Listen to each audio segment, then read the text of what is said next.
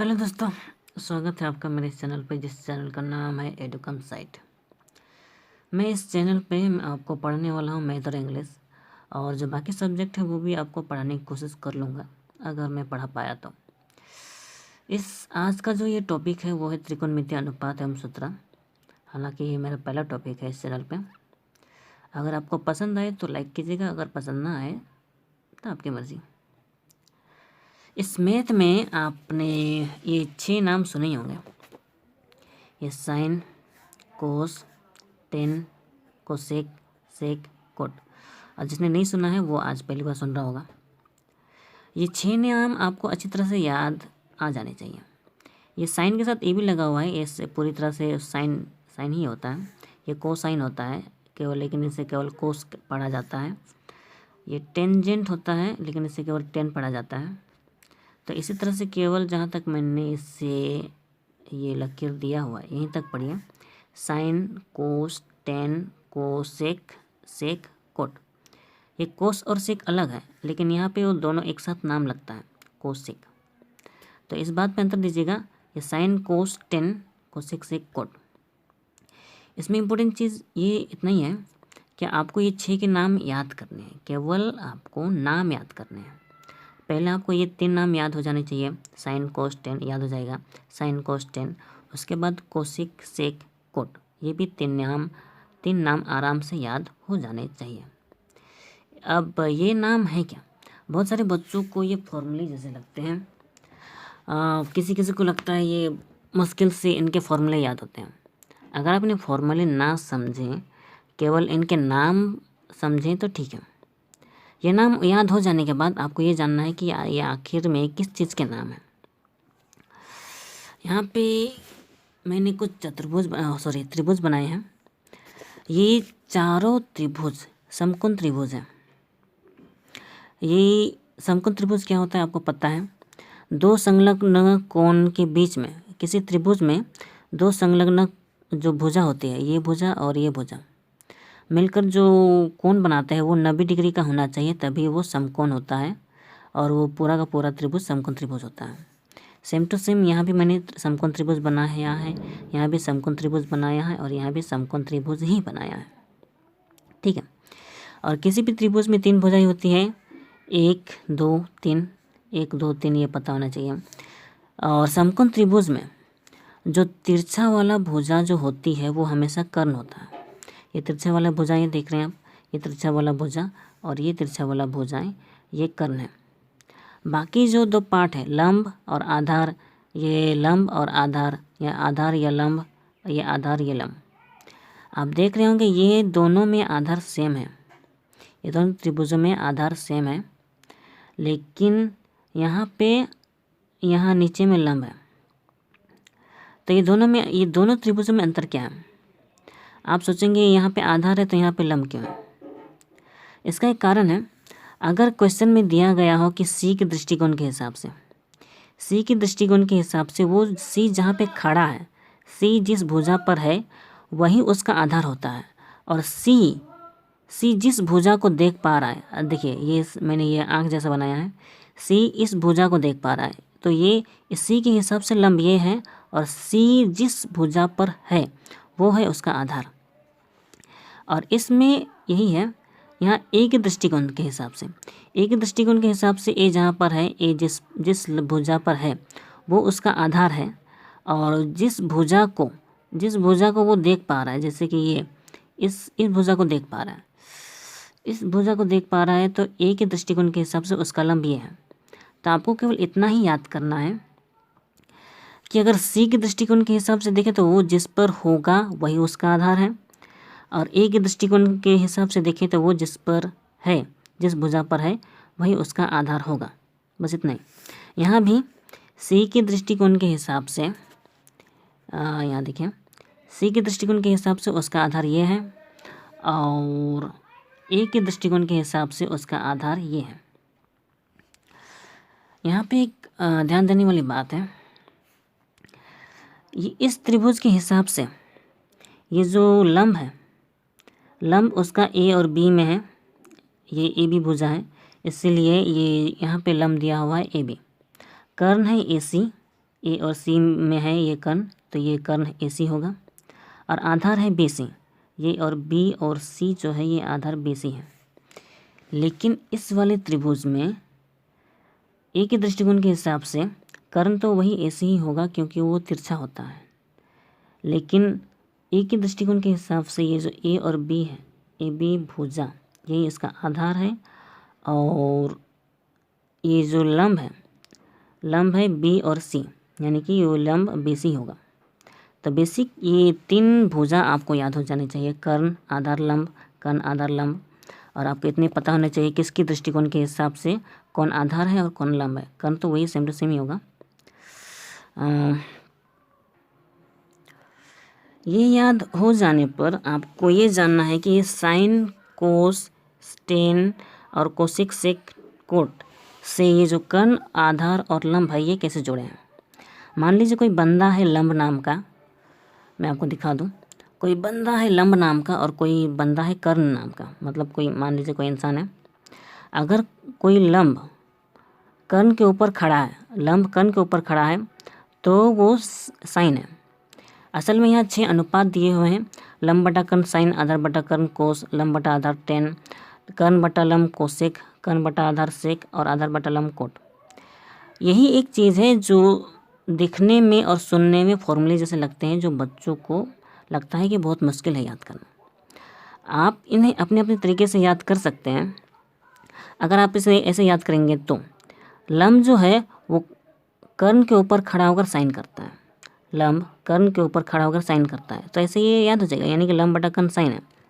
आधार जो है वो कर्ण के ऊपर खड़ा होकर कोई कोस करता है, कोर्स जो कोई किसी तरह की पढ़ाई होती है, आधार जो है वो कर्ण के ऊपर खड़ा होकर कोस करता है। सेम टू सेम लंब के ऊपर खड़ा होकर, लंब आधार के ऊपर खड़ा होकर, लंब आधार के ऊपर खड़ा होकर टेन करता है, ऐसा कुछ। लंब आधार के ऊपर खड़ा हो तो वो 10 होता है, बस इतना ही आपको याद करना है। तो ये 3 अनुपात जो हैं, अनुपातों के उनके नाम, 3 अनुपातों के अलग अलग नाम हैं, ये आपको याद करना है। लंब बटा कर्ण साइन, आधार बटा कर्ण कोस, लंब बटा आधार 10। उसकी विपरीत ये जो लंब बटा कर्ण, मैंने इसके पहले शायद बताया होगा, साइन का उल्टा कोसेक होता है, कोस का उल्टा सेक होता है, 10 का उल्टा कोट होता है। तो सेम टू सेम जो लंब बटा कर्ण है, अगर आप इसे उल्टा लिख दें, कर्ण को ऊपर और लंब को नीचे, तो साइन का उल्टा कोसेक हो जाएगा। सेम टू सेम कोस को उल्टा लिख दें, यानी कि कर्ण को ऊपर आधार को नीचे, तो ये कर्ण बटा आधार सेक हो जाएगा। उसी तरह लंब बटा आधार 10 है तो आधार बटा लंब कोट। आपको ये 6 अनुपात किसी तरह से याद हो जाने चाहिए। तो इसमें याद करने लायक मैंने शायद 3 पॉइंट दिए हैं हमको। सबसे पहले ये 6 अनुपातों के नाम, साइन, कोस, टेन, कोसेक, सेक, कोट। ये याद होने के बाद किसकी दृष्टिकोण के हिसाब से कौन आधार होगा और कौन लंब होगा, सी के हिसाब से कौन आधार है और कौन लंब, ए के हिसाब से कौन आधार है और कौन लंब, ये याद हो जाना चाहिए। उसके बाद ये 3 भुजा हैं, इनके नाम याद हो जाने चाहिए। तीनों भुजा की अलग अलग अनुपात के हिसाब से ये 6 नाम दिए गए हैं। लंब बटा कर्ण साइन, आधार बटा कर्ण कोस, लंब बटा आधार 10। ये याद हो जाने के बाद ठीक आपको लंब बटा कर्ण का उल्टा करना है, कर्ण बटा लंब कोसेक, कर्ण बटा आधार सेक और आधार बटा लंब कोट। इतना याद हो जाना आपके लिए बेसिक पॉइंट काफ़ी है। यहाँ पे एक त्रिभुज देख रहे हैं आप लोग, त्रिभुज में ये ABC है। यहाँ पे BC नीचे वाला मैंने दिखाया नहीं है कि किसके आधार पर है, कौन आधार है कौन लंब है। ये तो आपको समझ में आता होगा कि ये वाला कर्ण है। अगर क्वेश्चन में दिया गया ना हो कि किसकी दृष्टिकोण के हिसाब से, तो आप नीचे वाला को ही आधार मानेंगे और ये साइड वाले को जो खड़ा है उसे लंब मानेंगे, अगर क्वेश्चन में दिया हुआ ना हो तो। यहाँ मैंने BC की लंबाई दी हुई है 4 सेंटीमीटर, BC 4 सेंटीमीटर। कर्ण ये जो AC है, AC 5 सेंटीमीटर, यह हमेशा कर्ण ही होता है, AC 5 सेंटीमीटर। और AB 3 सेंटीमीटर, AB यानी कि लंब, क्योंकि यहाँ पे दिया गया नहीं है किसके दृष्टिकोण के हिसाब से, C के दृष्टिकोण के हिसाब से या A के दृष्टिकोण के हिसाब से, इसीलिए आप इसी को AB को ही लंब माने और ये AB का मान है 3 सेंटीमीटर।